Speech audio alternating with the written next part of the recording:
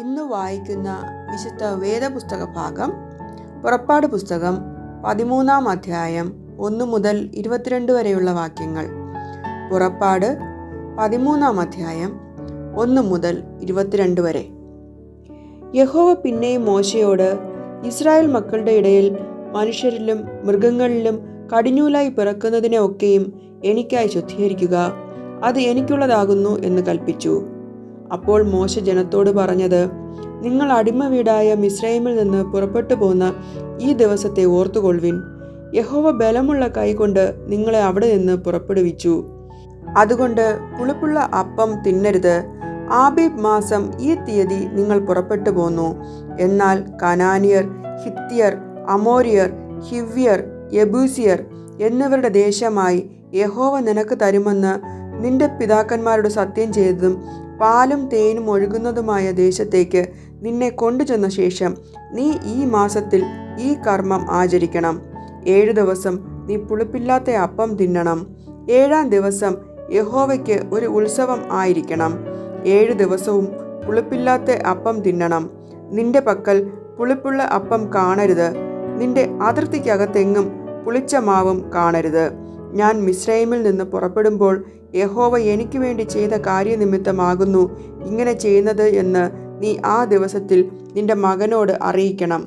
യഹോവയുടെ ന്യായപ്രമാണം നിന്റെ വായിൽ ഉണ്ടായിരിക്കേണ്ടതിന് ഇത് നിനക്ക് നിന്റെ കയ്യിന്മേൽ അടയാളമായും നിന്റെ കണ്ണുകളുടെ നടുവിൽ ജ്ഞാപക ലക്ഷ്യമായും ഇരിക്കണം.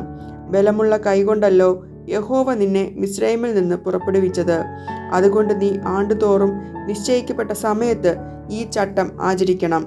യഹോവ നിന്നോടും നിന്റെ പിതാക്കന്മാരോടും സത്യം ചെയ്തതുപോലെ നിന്നെ കനാന്യരുടെ ദേശത്ത് കൊണ്ടുചെന്ന് അത് നിനക്ക് തരുമ്പോൾ കടിഞ്ഞൂലിനെ ഒക്കെയും നിനക്കുള്ള മൃഗങ്ങളുടെ കടിഞ്ഞൂൽ പിറവിയെ ഒക്കെയും നീ യഹോവയ്ക്കായി വേർതിരിക്കണം. ആണൊക്കെയും യഹോവയ്ക്കുള്ളതാകുന്നു. എന്നാൽ കഴുതയുടെ കടിഞ്ഞൂലിനെ ഒക്കെയും ആട്ടിൻകുട്ടിയെ കൊണ്ട് വീണ്ടുകൊള്ളണം. അതിനെ വീണ്ടു കൊള്ളുന്നില്ലെങ്കിൽ അതിൻ്റെ കഴുത്ത് ഒടിച്ചു കളയണം. നിന്റെ പുത്രന്മാരിൽ ആദിജാതനെ ഒക്കെയും നീ വീണ്ടുകൊള്ളണം.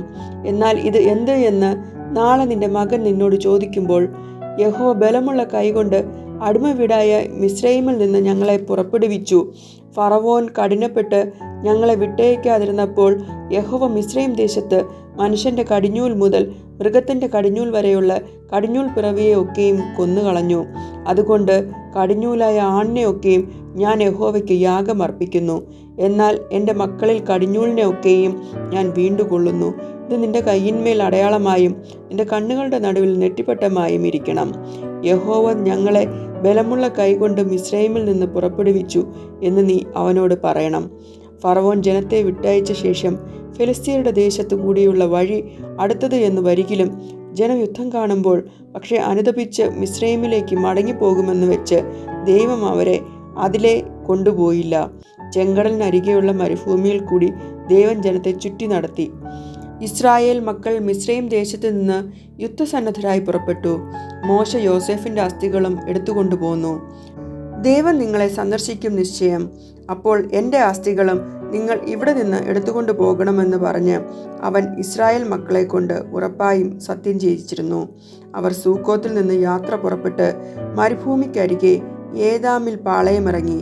അവർ പകലും രാവും യാത്ര ചെയ്യുവാൻ തക്കവണ്ണം അവർക്ക് വഴി കാണിക്കേണ്ടതിന് പകൽ മേഘസ്തംഭത്തിലും അവർക്ക് വെളിച്ചം കൊടുക്കേണ്ടതിന് രാത്രി അഗ്നിസ്തംഭത്തിലും യഹോവ അവർക്ക് മുമ്പായി പോയിക്കൊണ്ടിരുന്നു.